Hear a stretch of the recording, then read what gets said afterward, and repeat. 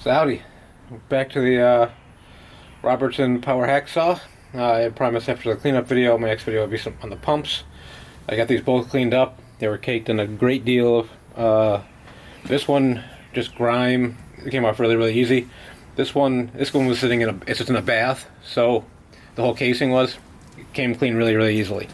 This, on the other hand, is outside. It was covered in grime, kind of like this stuff here, and I had to scrub that off with a brass brush. This pump here is the one that lifts up the saw blade on the return stroke, and this is the coolant pump. We'll do the coolant pump first for no particular reason at all. This is mounted to the side of the unit, and the rear shaft, and when I mount them back on there, I'll show you, and let me make sure you can see that. So when I mount them back on there, I'll show you exactly how they work. But, yeah, it has a piston. This feeds from the reservoir that's built into the unit on the bottom. So a tube comes from that bottom reservoir and feeds here. This goes out to cool the part. I believe this is a pressure bleed off, basically. So if you have this turned off, the pressure has somewhere to go. I do believe at one time there was a packing nut on this because it's threaded. Piston comes out. Like I said, it's threaded up here, and there's some packing down below, and there's a ball bearing, and that's the pump. So when it pulls up, when the piston goes up, it causes a vacuum to form. Ball bearing comes up, it's able to suck some fluid in, then it goes back down on the downstroke. Ball bearing goes back down, blocking the hole. There's a passageway in between here that allows fluid to go into the output side of the pump. And before I put this back on, I need to put some pipe dope on this.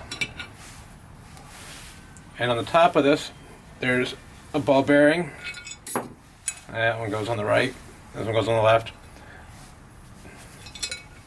Then a spring, and then a smaller ball bearing that goes in the bottom, I think, to block that bottom passageway. I didn't remove the bottom drain plug. It was pretty much seized, and I don't see a reason to.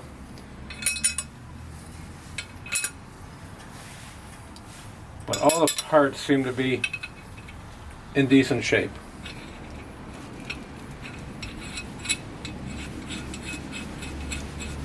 Like I said, before I turn it back on permanently, I'll put some pipe dope on that. Piston goes back in. Piston's a little bit tight to get in past that packing. But just in pumping it by hand, I can feel air pressure blowing by my fingers, which is good.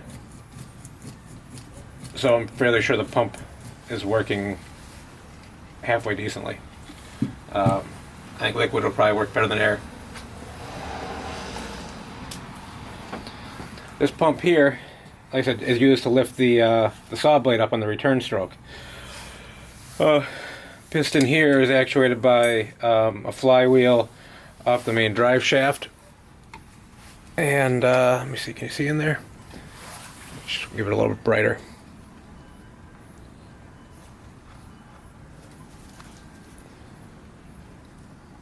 Okay, this goes back and forth and has pressure, as you can see. Now, let me pull this right out. Again, there's a ball bearing on the bottom here, and there's an empty. I removed that when I did it. The ball bearing's on this side, sorry. So let me take this piston out as well.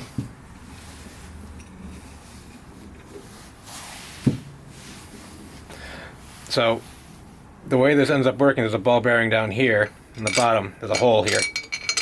My finger's going in and out. And on the pull stroke, it's going to create a vacuum again, which will pull the ball bearing up and allow fluid to come in through the bottom because it's just in a whole reservoir the whole time. And then when it goes back down, ball bearing will fall back to the bottom. Pressure has nowhere to go but up. Comes up here, pushing on that second piston, and then any extra fluid will bleed off as it goes once the piston goes past here. So the fluid goes back into the reservoir.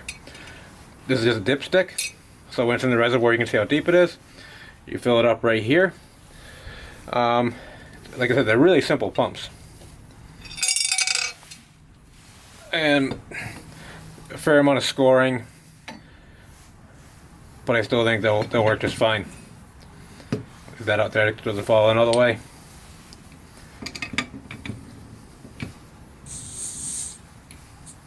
Okay, once I get past there,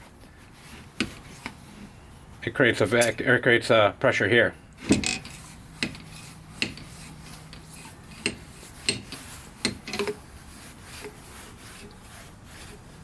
I think the ball bearing fell off the hole, yeah.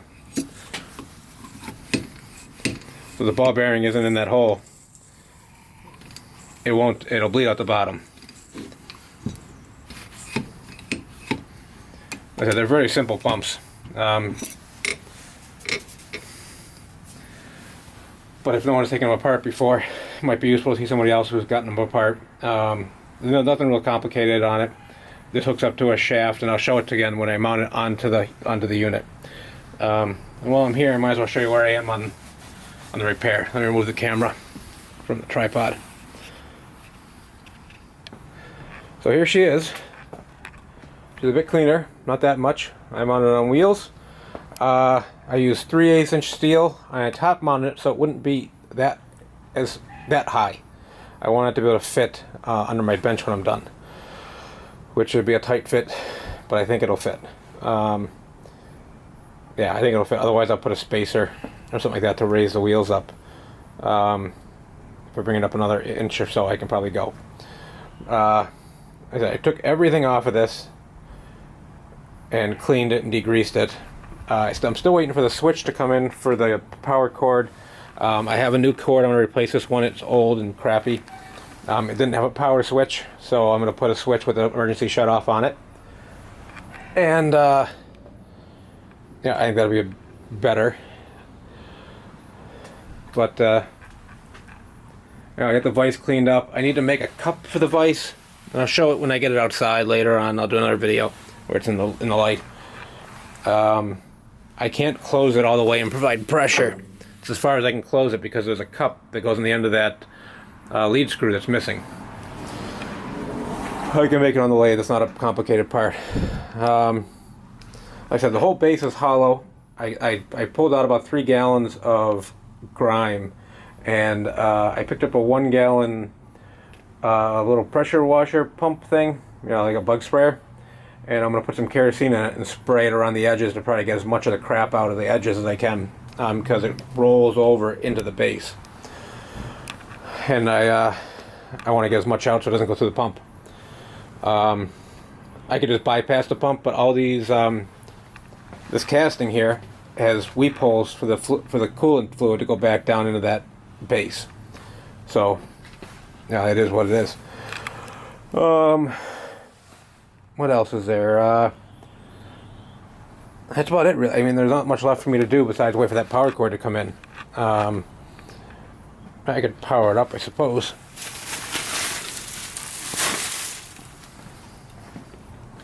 Like I said, this cord is crap, but it still works. It's not going to oscillate because I don't have the saw blade hooked up, but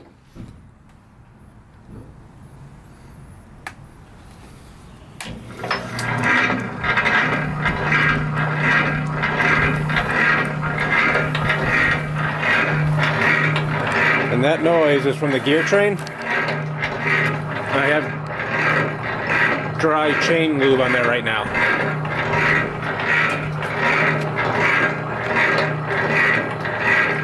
And this part here hooks up to the one pump, and it shouldn't be spinning. If I put my finger in there, it'll stop.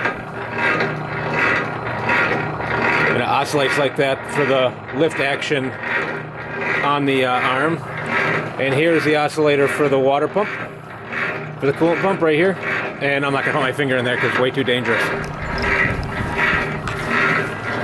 The motor runs well. It's 3/4 horse Emerson.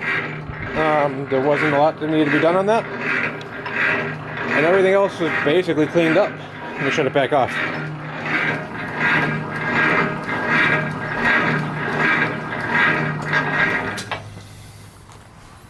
Yeah, everything else was basically done on it. I'm almost ready to put it back together once I get that power cord in.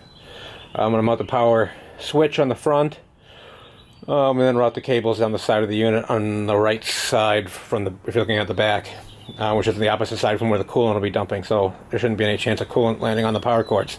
Not to mention the electrical hookup is on that side as well, so on the bottom here. I'll be heading down to the cabin on Sunday, get some work done. We got our tractor serviced last week, so expect to see some, it's supposed to be nice out I think on Sunday. It's been raining all week. We got 2 inches of rain yesterday. So it's gonna be muddy as heck down there. We'll see what we can get into and not break anything. But like I said, before I put the pumps back in, I wanted to do a video with the pumps, because now I'm ready to mount the pumps back in where they belong. And that was the last thing before I could put the arm back on. I gave the one hydraulic pump back in place. So until next time, thanks for watching.